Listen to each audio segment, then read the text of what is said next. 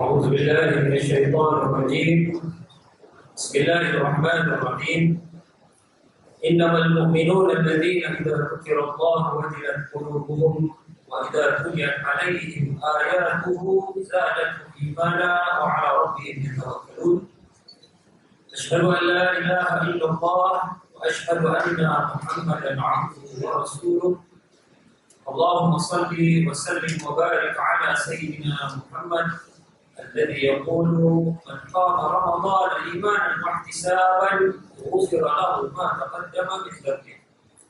اللهم صل وسلم وبارك على سيدنا محمد طب القلوب ودوائها وعافية الأبدان وشفائها ونور الأبصار وضيائها وعلى آله وصحبه وبارك وسلم تسليما كثيرا.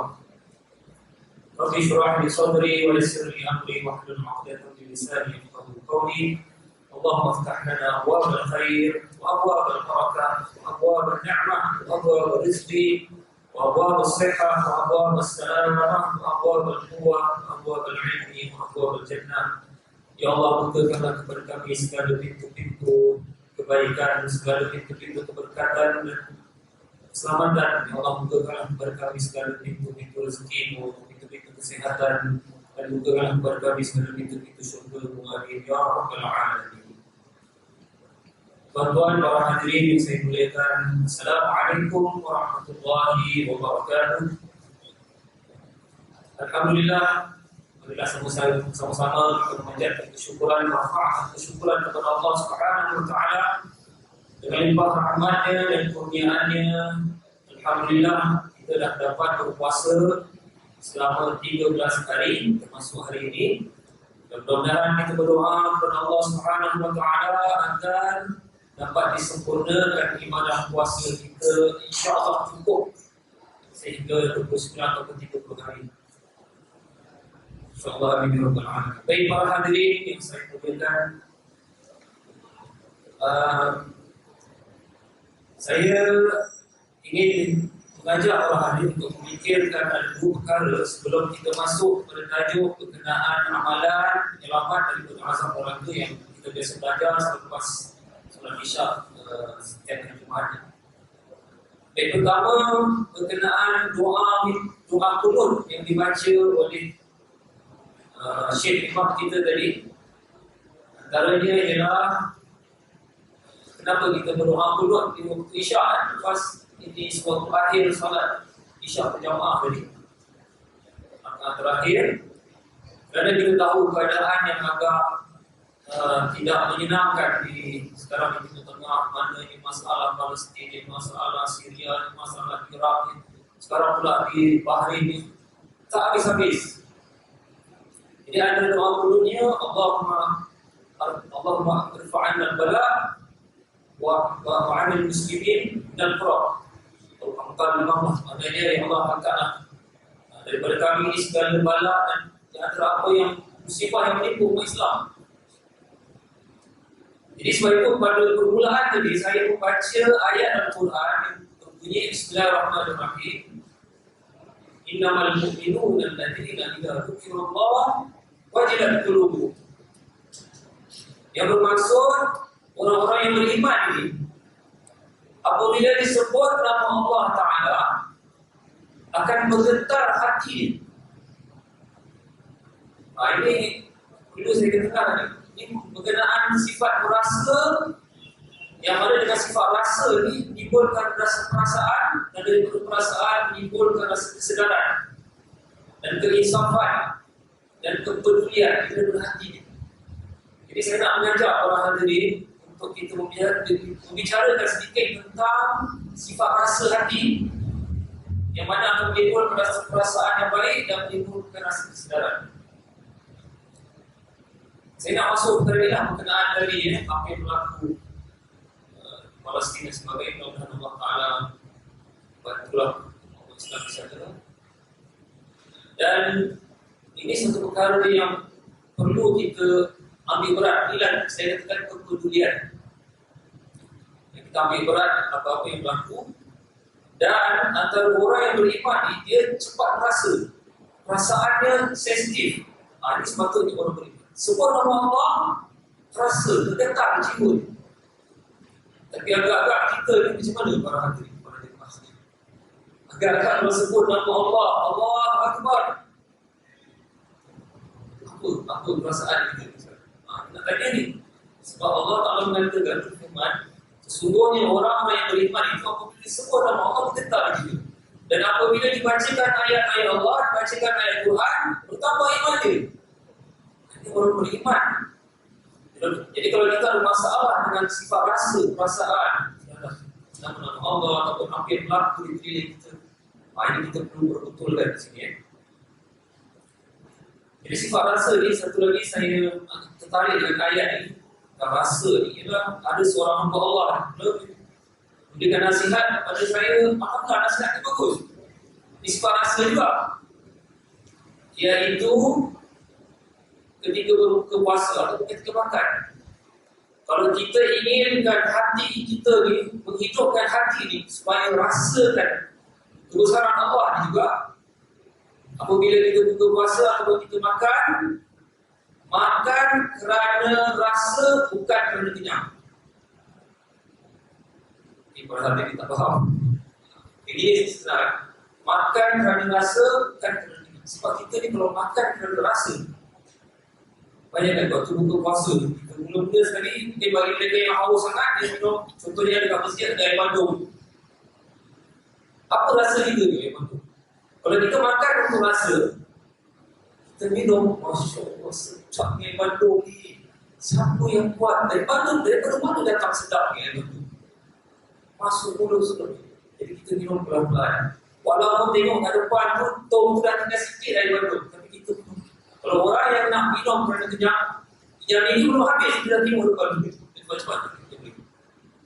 Sifat rasa ni untuk menyedarkan, menyentakkan hati kita supaya merasakan betapa besar nikmat Allah Ta'ala. Kita makan kurma para hadirin. Kurma. Kalau kita makan untuk kenyang, kita masuk untuk habis lah.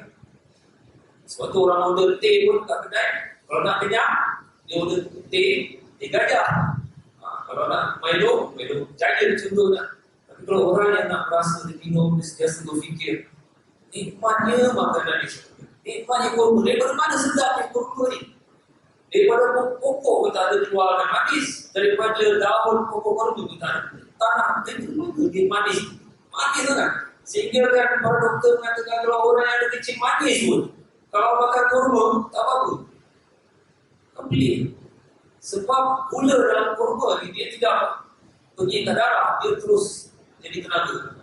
Ini yang saya dengar daripada pihak doktor. Hebat ni kurma. Jadi apabila kalau kita makan untuk rasa, bukan untuk kenyang, insya-Allah kita dapat merasakan kebesaran Allah, nikmat apa yang Allah Ta'ala berikan kepada kita makan. Untuk menyentakkan hati kita, perasaan itu, untuk merasakan segala keliling. Sebab beberapa tadi saya ketengah perkara ini. Orang yang tidak ada sifat rasa ni, dia tidak akan rasa, tidak ada rasa perasaan. Apabila tidak ada perasaan, maka hatinya akan jadi mati, jadi buta dan dia tak rasa apa. Sebab tu ada orang Islam, saya lihat apa yang berlaku terhadap umat Islam, dia tak kisah. Apa berlaku di masjid, ada tu, masa dia tak ada perasaan. Ini bahaya. Bahaya ni kalau kita kena setakkan hati kita supaya kita merasakan apa yang berlaku, melihat keliling kita, melihat alam ini, menyentakkan diri kita, hati kita supaya kita merasakan kebesaran Allah Ta'ala dan melihat keliling kita. Sebab Al-Quran memberi amaran bagi mereka-mereka yang hati dah mati, tak ada perasaan. Allah Ta'ala memberitahu, A'udzubillahi minasyaitonirrajim, Man kana fi hadhihi a'ma fa huwa fil akhirati a'ma wa adallu sabil. Sesiapa yang di dunia ni buta, maknanya di sini para ulama mengatakan buta hati lah, hati ni mati, tak ada perasaan. Melihat mukjizat Rasulullah pun tak mati hati. Jadi di hari akhirat pun Allah Ta'ala akan butakan hati juga, wa adallu sabil, dan sesat dia.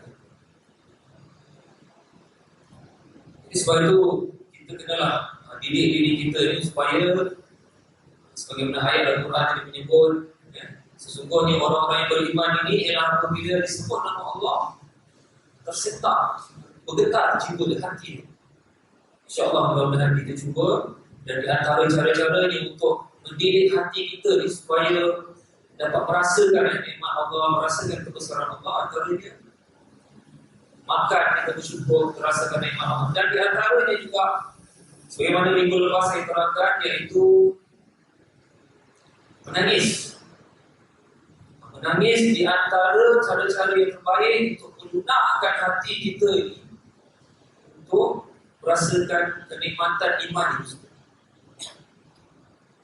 Dan juga banyak berselawat dan istighfar dan sebagainya. Jadi sebagai pembukaan dan saya perlu terangkan supaya kita sebagai orang Muslim mesti ada perasaan melihat apa yang berlaku di keliling, jangan nak minta kisah dia. Baik, yang kedua ialah saya katakan tadi berkenaan ini tentang wanita yang sembahyang di rumah ataupun di masjid. Pernah berlaku juga, tapi tidak berlaku di sini, tempat lain. Iaitu ada yang sampai dilarang kaum wanita datang ke masjid. Jadi apa pasal? Mereka yang melarang itu berhujah, katanya Rasulullah SAW mengatakan bahawa salat wanita di rumah khairun, lebih baik daripada salat di masjid. Jadi ada hadis-hadis sahih. Salat wanita di rumah lebih baik, khairun, lebih baik daripada salat.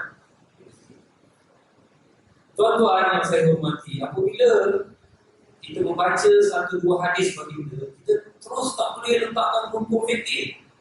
Sebab para sahabat Rasulullah SAW, para sahabat memahami sunnah Nabi bukan dengan satu dua hadis. Memahami sunnah Nabi bukan dengan hanya perbuatan saja. Para sahabat memahami sunnah Nabi ini dengan keseluruhan ajaran Rasulullah SAW. Jadi tidak semestinya khairul itu lebih baik, berarti dilarang buat yang baik. Baik, lebih baik, maknanya baik dilarang. Contohnya iaitu Rasulullah sendiri baginda melarang sahabat-sahabat supaya jangan melarang wanita-wanita di masjid. Jadi maknanya ada kelebihan wanita-wanita di masjid. Bahkan istri-istri Rasulullah SAW beriktikaf selepas Nabi wafat. Istri-istri Rasulullah pernah beriktikaf 10 malam terakhir Ramadan di masjid Nabi.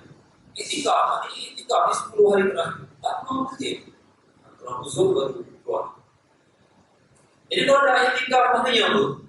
Salat wajib pun dekat masjid, salat sunat pun dekat masjid, dalam masjid. Jadi kalau dilarang, bagaimana dengan istri-istri Rasulullah yang iktikaf di masjid, salat di masjid? Dan satu lagi wanita-wanita Ansar waktu di Madinah. Kadang-kadang subuh wanita-wanita Ansar ni subuh gelap waktu itu kan. Tapi sekarang alhamdulillah lampu banyak. Tapi waktu zaman Rasulullah lampu katanya tidak ada lampu dimelainkan pada 9 Hijrah katanya. Barulah lampu colok tu datang ke masjid Nabi, barulah diletak di jalan-jalan raya sedikit-sedikit. Gelap-gelap wanita Ansar waktu salat subuh datang ke masjid, tapi tak lama. Jadi bagaimana pula dan satu pendapat lagi, wanita yang datang ke masjid ada faedah, tak guna. Sebab salat di rumah lebih afdal di bawah hadiri para jemaah sekalian. Ini tidak semestinya benda yang kita buat afdal yang baik tadi. Saya kasih contoh lagi. Berkenaan Sayyidina Utsman radhiyallahu anhu. Baginda ini Sayyidina Utsman sebagaimana yang diriwayatkan oleh Imam Nawawi rahimahullah, Sayyidina Utsman pernah mengkhatam baca Al-Quran satu malam. Dalam salat satu malam setelah tahajud, dalam satu malam Sayyidina Utsman mengkhatam seluruh Al-Quran satu malam. Tapi apabila dilihat pada hadis baginda sallallahu alaihi wasallam, baginda mengatakan la yafqahu man qara'a al-Qur'ana kullahu aqal min thalath. Maknanya tidak akan faham orang yang baca Quran seluruhnya pada kurang daripada 3 malam, 3 hari. Jadi Jadi Nabi sendiri mengatakan orang yang khatam Quran kurang daripada 3 hari sebenarnya dia tak faham apa dia baca. Saya harap kalian terima. Ini Nabi kata janganlah kalau baca Quran kalau boleh biar 3 hari. Sebab Quran kan 30 nak baca satu biar faham tu. Tapi Sayyidina Utsman radhiyallahu anhu diriwayatkan bahawa malahan para sahabat lain, para tabi'in pernah khatam Quran satu hari. Adakah mereka tak ikut sunnah? Nabi kata baca biar lebih 3 hari. Sebab itu saya katakan tadi para sahabat Nabi SAW memahami sunnah Nabi bukan dengan satu dua hadis, bukan dengan perbuatan Nabi. Perlu difahami dengan keseluruhan ajaran Rasulullah SAW. Begitu juga contoh yang berkenaan zikir dengan jari. Kalau sebut ni subhanallah, subhanallah. Selalu kita ya. Sebab ada hadis, itu ada hadis kalau kita berzikir dengan jari ni. Subhanallah. Maknanya jari kita ni akan menjadi saksi di hari akhirat dan kita punya zikir. Ada hadis. Baik, adakah ini bermakna kalau kita berzikir dengan subhanallah 3 kali? Maknanya dilarang dengan alat yang lain? Tidak. Para sahabat Nabi seperti Sayyidina Abu Hurairah radhiyallahu anhu, beliau ada batu-batu kecil untuk digunakan berzikir sehingga 1000 kali. Kalau pakai jari mana-mana. Subhanallah, subhanallah, alhamdulillah. Saya tahu apa? Perlu kadang-kadang perlu kepada benda kecil untuk kita pakai. Sebab itu dimudahkan zaman sekarang ni ada tasbih dan sebagainya. Dan juga seperti ada klip-klip yang satu dua. Tapi terdengar pula orang kata pakai tasbih bid'ah. Kalau dia kata tak bagus, lainlah. Bid'ah pula. Bagaimana dengan Abu Hurairah radhiyallahu anhu yang ada waktu-waktu kelingkir untuk kelingkir. Sebab itu saya terangkan di sini para sahabat Nabi SAW memahami sunnah ini bukan dengan satu hadis ataupun perbuatan, dipahami dengan keseluruhan ajaran Nabi SAW. Jadi untuk kaum wanita, sebenarnya Rasulullah tidak memberitahu pun bagaimana kira-kira orang perempuan sembahyang. Kalau orang laki-laki biasalah kalau sembahyang di rumah apa saja surah. Kalau sembahyang berjamaah di masjid dan kalau sembahyang berjamaah di rumah 25. Kalau sembahyang berjamaah di masjid 27 plus. Sebab dia jalan di masjid, saf ke depan, saf di depan itu terlebih lain. Kalau makin ramai jemaah makin besar lagi pahala. Sebab itu 27 plus. Kalau sembahyang subuh berjamaah lagi banyak lagi, seolah-olah seperti sembahyang 10 malam. Subuh berjamaah. Jadi ini kembali kepada tajuk kita berkenaan wanita yang datang ke masjid. Wanita yang salat di masjid ada kelebihan tersendiri dan wanita yang sembahyang di rumah ada kelebihan tersendiri. Jadi ini tausiah bahasa Arabnya, maknanya keluasan Islam itu untuk wanita. Sebab tu ada guru saya kata orang perempuan sebenarnya kalau nak dikira paling mudah masuk syurga. Paling mudah. Sebab tanggungjawab ni tak banyak macam orang lelaki. Orang lelaki ni dia kena datang masjid. Ada ulama sampai kata siapa yang rumah yang dekat dengan masjid wajib datang. Kuasa orang lelaki tanggungan mesti nafkah, tanggungjawab sebagai ketua rumah tangga. Kalau ada apa jihad tu, dia kena keluar. Orang perempuan jihad dia pergi haji.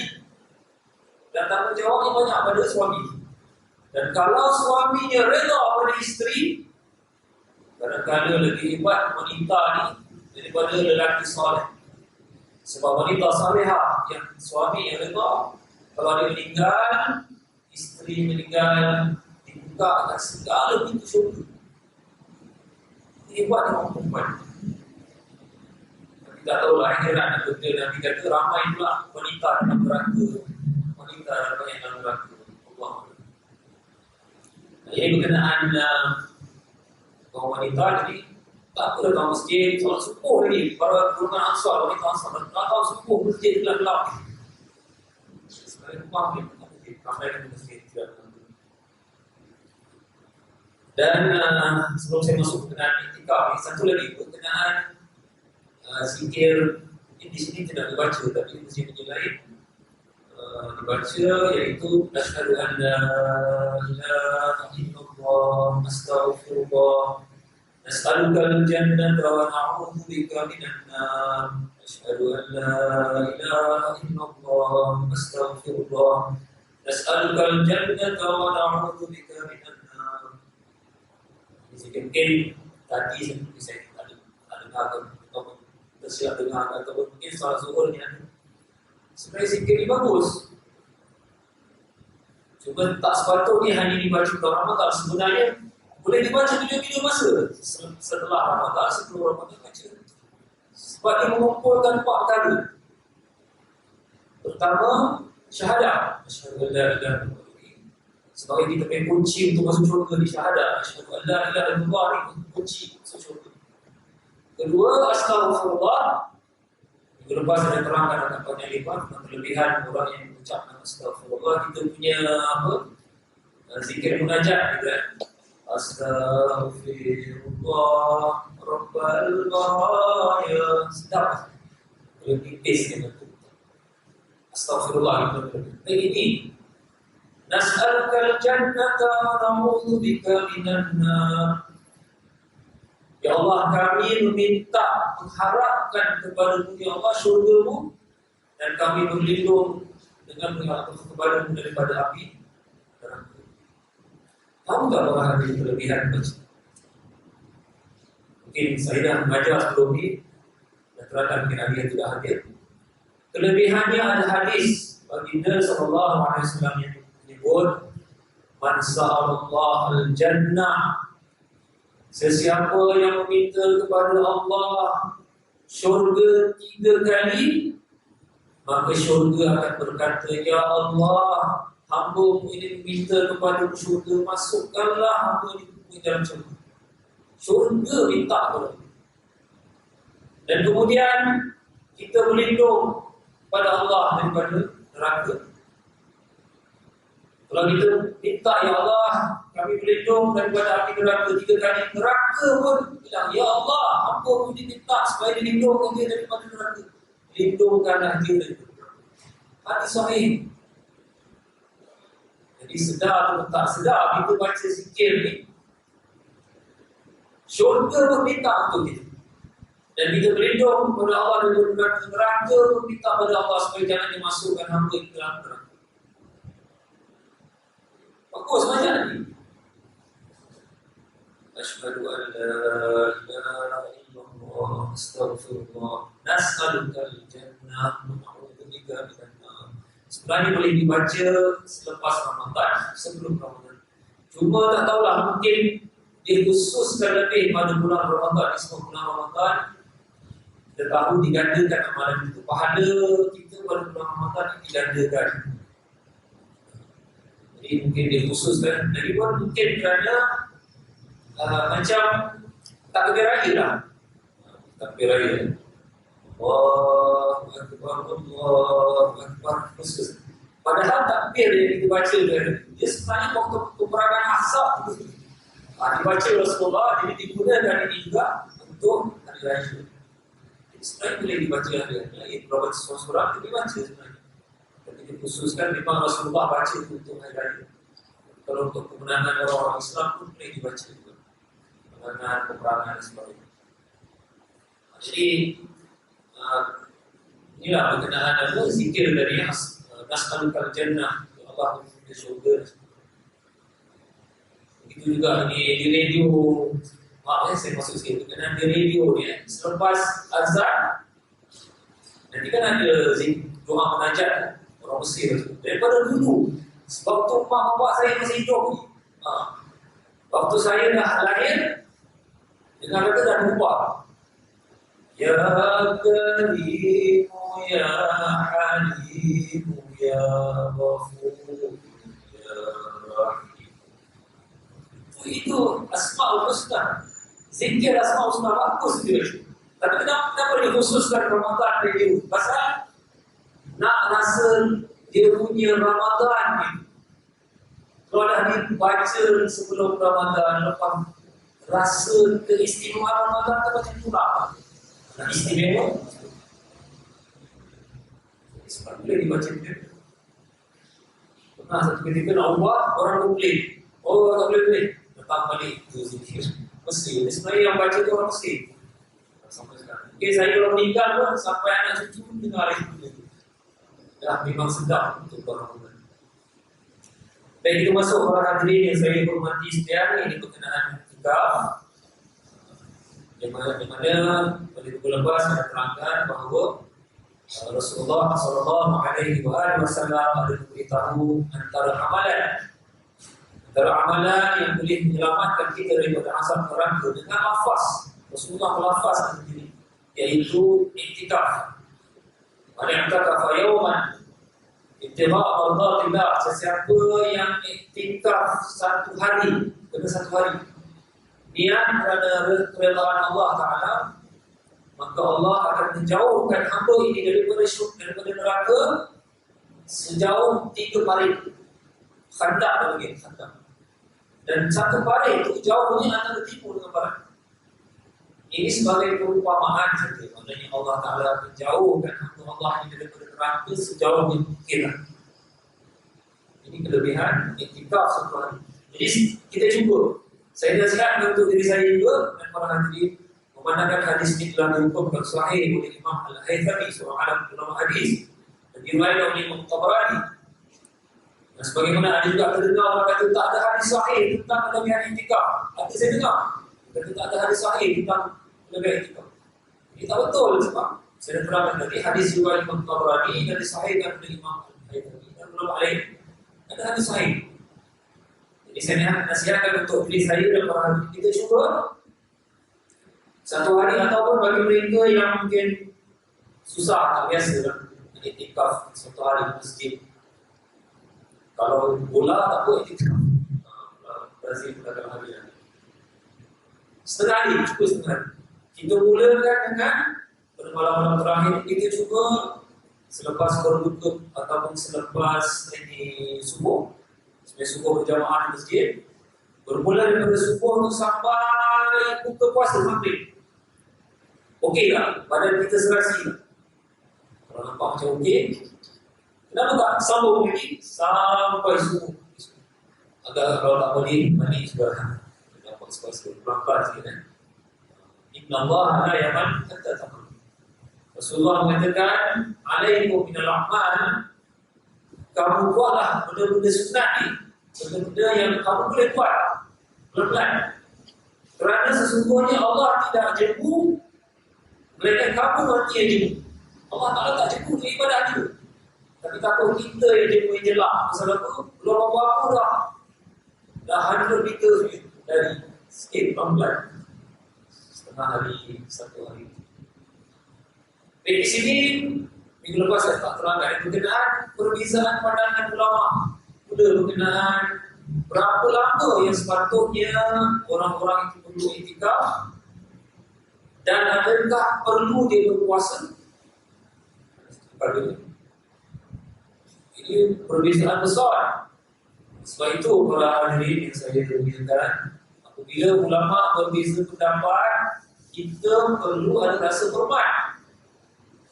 Ini nak kena belajar kurang pendidikan kita tentang ilmu adab.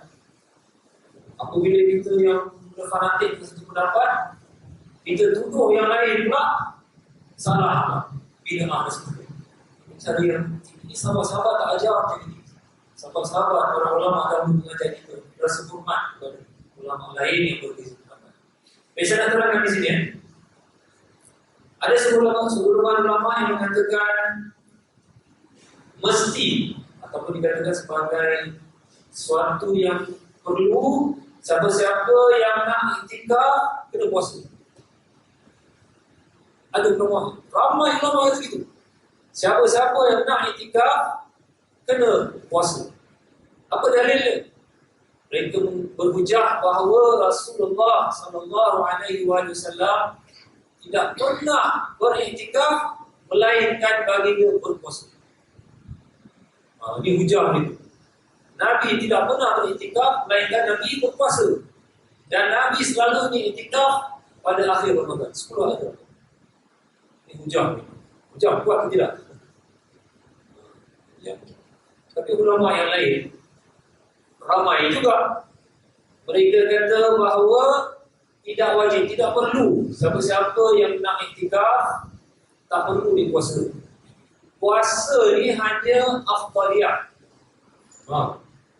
Puasa ni afdaliyah. Maksudnya siapa yang nak iktikaf, kalau dia puasa lagi bagus, afdal macam tadi. Itu yang saya terangkan tadi. Sahabat, para ulama atau para sahabat memahami sunnah Nabi ini bukan dengan perbuatan Nabi saja, dilihat keseluruhan ajaran Rasulullah. Jadi siapa-siapa yang iktikaf tak perlu puasa. Ada pun yang Nabi puasa tunjukkan lagi bagus. Kalau bagus puasa. Kalau tak berpuasa tetap sah iktikaf, dapat kelebihan besar. Ini satu. Kedua pula, berapa lama iktikaf? Minimum dia. Waktu yang berapa minit atau berapa jam yang minimum yang dia perlu iktikaf. Ini boleh bincang. Bagi para ulama yang mewajibkan atau memestikan puasa iktikaf, dia kata sekurang-kurangnya setengah hari. Setengah hari mesti iktikaf. Pasal puasa kan setengah hari. Daripada subuh sampai maghrib. Mesti setengah hari. Dan bagusnya 1-2 hari, 10 hari. Sehingga 20 hari. Yang ulama lain yang ramai juga mengatakan yang tidak perlu berpuasa. Mereka kata apa? Kalau masuk masjid sembahyang subuh, sembahyang 5 minit, niat iktikaf, lepas tu keluar, ataupun duduk sekejap, baca zikir 5 minit keluar, pun boleh iktikaf. Bagaimana? Ini pendapat kata mesti setengah hari kerana mesti puasa. Yang satu lagi pula pun ramai yang mengatakan 5 minit pun boleh. 5 minit dengan lamanya solat kita 5 minit sudah boleh. Jadi macam mana kita nak ambil yang mana sekarang? Pada saya lebih afdal, itulah saya kata tadi. Lebih baik kalau siapa yang mampu puasa dan iktikaf. Bagi siapa yang tak mampu, sebagai permulaan kita cuba, baiklah kita iktikaf setengah jam. Waktu ni sekarang ni kan waktu kerja pukul 12.30 sampai pukul 2 kan tak ada pergi makan. 12.30 sampai pukul. Gimana? Tidur. Kalau tak mengantuk, datang masjid, iktikaf 1 jam setengah. Jadi iktikaf niat supaya dapat kelebihan dan sebagainya.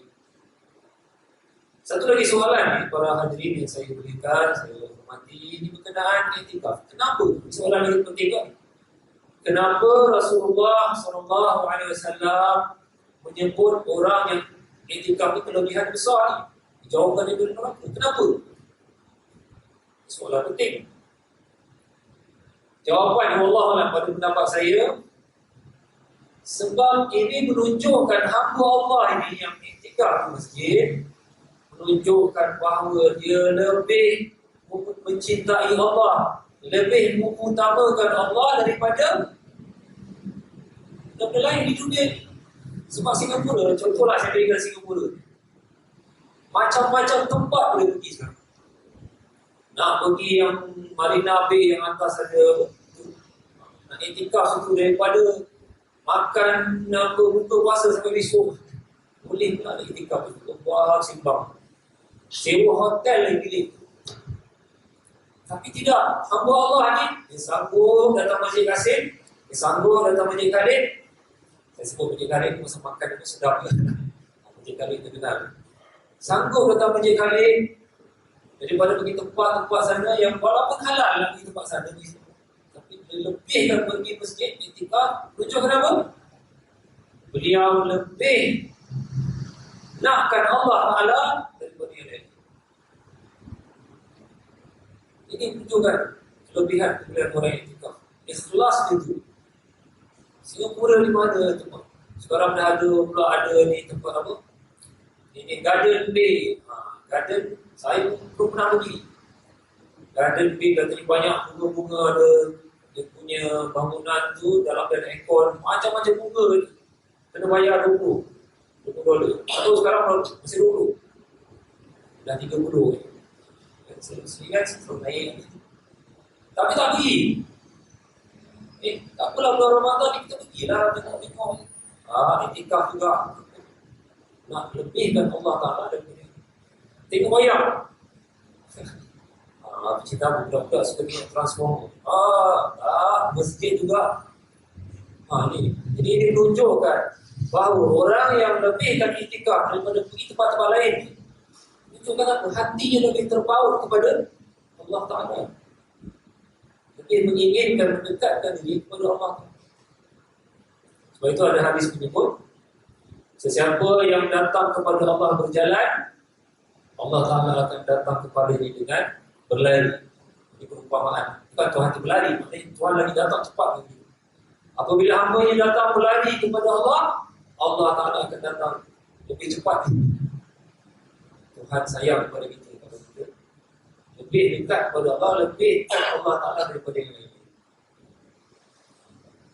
Ini berkenaan iktikaf. Jadi para hadirin, ini berkenaan wanita-wanita yang nak iktikaf pula.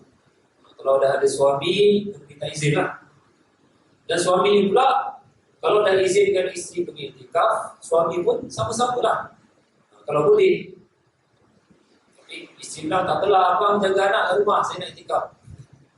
Tak tahulah, pulang. Atau baik dua-dua. Tapi kalau anak masih kecil-kecil kat rumah, biarlah jaga anak. Itu satu kewajipan.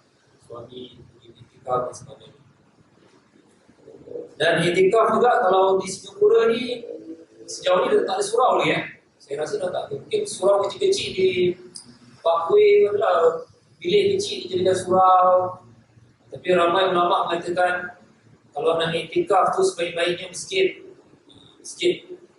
lah, sudah diwakaf. Tapi kalau macam di Orchard Road, Parkway ada bilik kecil dijadikan surau, itu tidak sesuai dijadikan tempat iktikaf kan.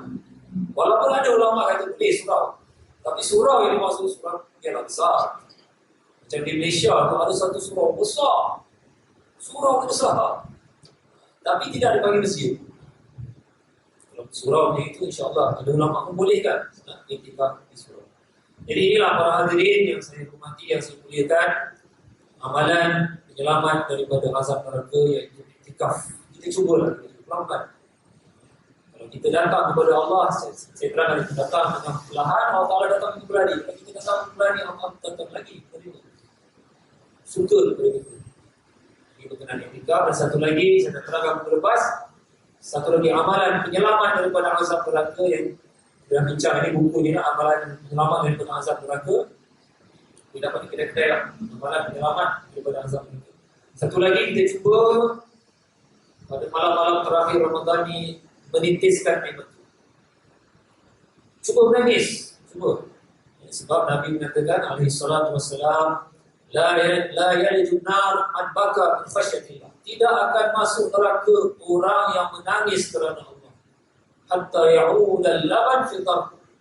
Sehingga kan susu itu kembali kepada putih. Mana boleh. Susu dah keluar daripada putih. Mana boleh masuk ke situ?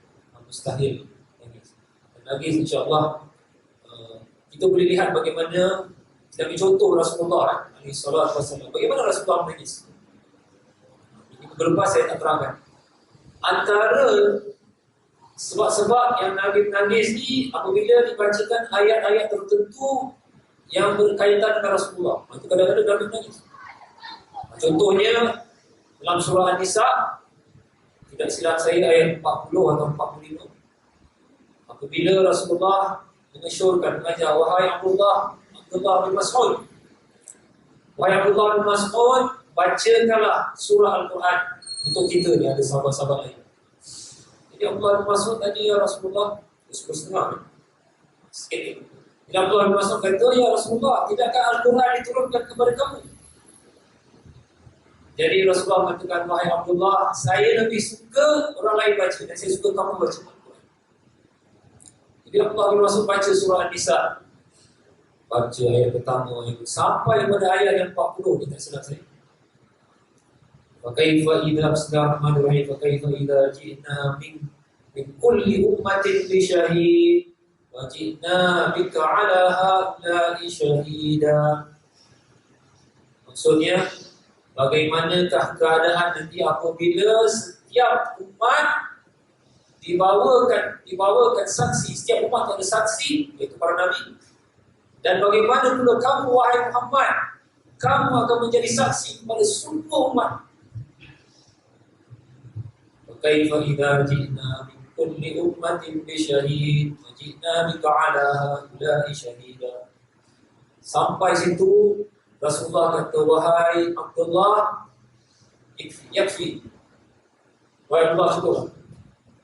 Jadi Abdullah bin Mas'ud berarti apabila diangkat kepalanya, dilihat Rasulullah sedang menangis. Kerana ayat tu. Bayangkan kalau ayat itu untuk saya, untuk para hadirin. Ayat itu berbunyi, bagaimana keadaan apabila setiap umat dibawa satu saksi, iaitu para Nabi. Dan kamu, wahai Muhammad, akan menjadi saksi pada seluruh umat Muslim. Rasulullah dengar bunyi menangis terus. Begitu juga ayat-ayat Al-Quran. Kalau kena pada diri kita, memang ada ayat Al-Quran yang kena diri kita, boleh menangis. Titiskan air mata. InsyaAllah mudah-mudahan dengan, walaupun dengan satu titis air mata pun, mudah-mudahan sebagai kita punya jurnah, kita punya perisai daripada azab. Baiklah para hadirin dah 10:30.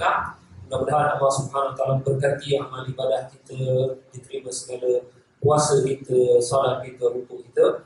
Dan sebelum kita tutup majlis, kita baca sama-sama satu zikir yang insya-Allah mudah-mudahan yang sering kita baca lepas solat, iaitu La ilaha illallah wahdahu la syarikalah, lahul mulku wa lahul hamdu yuhyi wa yumiit. Kalau tak baca pun tak apa, yuhyi wa yumiit tu ada hadis kan, tak baca pun tak apa. Wa huwa ala kulli syai'in qadir. Nabi mengatakan, ini bulan Ramadan hadisnya sahih, siapa yang baca ni 10 kali, seolah-olah dia membebaskan, memerdekakan 4 orang anak Nabi Ismail ataupun anak Bani Ismail. Yang mana 4 orang ni kalau dikira pada zaman Rasulullah ni, nak bebaskan hamba ni mahal. Saya dah buat kira-kira, kalau zaman sekarang ni lebih kurang dalam 8 juta. Tapi apabila baru-baru ni kena tawan satu orang China ni, bapa dia orang kaya, dia tawan satu orang saja, 2 orang, dia minta sampai berapa tu? 20 juta, 30 juta. Jadi saya kira-kira dah salah, dah tak ada 8 juta ni 4 orang. Kemungkinan 30 juta, 40 juta. Dengan duit 20 juta ni, malam ni insyaAllah kita derma fisabilillah. Sebab kita nak derma, nak membebaskan hamba anak Nabi Ismail, tak kena bayar mahal. Dan bayaran ni juga fisabilillah untuk membebaskan. Kira-kira zaman sekarang lebih kurang 20 juta. Siapa yang mampu nak derma 20 juta malam ni? Saya pun tak ada duit 20 juta. Tapi insyaAllah malam ni kita baca 10 kali. Mudah-mudahan dari kadar kita baca, kita dapat pahala malam ni menderma 20 juta dolar insyaAllah. Kita sama-sama baca 10 kali. Kemudian kita majlis, kita baca doa insyaAllah. Bismillahirrahmanirrahim. La ilaha illallah wahdahu la syarika lah, lahul mulku wa lahul hamdu wa huwa ala kulli syai'in qadir. La ilaha illallah wahdahu la syarika lah, lahul mulku wa lahul hamdu wa huwa ala kulli syai'in qadir. La ilaha illallah wahdahu la syarika lah, lahul mulku wa lahul hamdu wa yuhyi wa huwa ala kulli syai'in qadir. La ilaha illallah wahdahu la syarika lah, lahul mulku wa lahul hamdu yuhyi wa yumiitu wa huwa ala kulli syai'in qadir. La ilaha illallah wahdahu la syarika lah, lahul mulku wa lahul hamdu yuhyi wa yumiitu wa huwa ala kulli syai'in qadir. La ilaha illallah wahdahu la syarika lah, lahul mulku wa lahul hamdu yuhyi wa yumiitu wa huwa ala kulli syai'in qadir. La ilaha illallah wahdahu la syarika lah, lahul mulku wa lahul hamdu yuhyi wa yumiitu wa huwa ala kulli syai'in qadir. La ilaha illallah wahdahu la syarika lah, lahul mulku wa lahul hamdu yuhyi wa yumiitu wa huwa ala kulli syai'in qadir. La ilaha illallah wahdahu la syarika lah, lahul mulku wa lahul hamdu yuhyi wa yumiitu wa huwa ala kulli syai'in qadir. La ilaha illallah wahdahu la syarika lah, lahul mulku wa lahul hamdu yuhyi wa yumiitu wa huwa ala kulli syai'in qadir. أعوذ بالله من الشيطان الرجيم بسم الله الرحمن الرحيم الحمد لله رب العالمين حمدا يوافي نعمه ويكافئ مزيدا يا ربنا ولك الحمد كما ينبغي لجلال وجهك وعظيم سلطانك اللهم صل وسلم وبارك على سيدنا محمد وعلى آله وصحبه أجمعين اللهم إنا نسألك سلامة في الدين وعافية في الجسد وبركة في الرزق وزيادة في العلم وتوبة قبل الموت ورحمة عند الموت ومغفرة بعد الموت والنجاة من النار والعفو عند الحساب اللهم هون علينا في سكرات الموت ربنا ظلمنا أنفسنا وإن لم تغفر لنا وترحمنا لنكونن من الخاسرين ربنا آتنا في الدنيا حسنة وفي الآخرة حسنة وقنا عذاب النار وصلى الله على سيدنا محمد وعلى آله وصحبه وسلم والحمد لله رب العالمين تقبل الله منكم تقبل يا كريم السلام عليكم ورحمة الله وبركاته صلى الله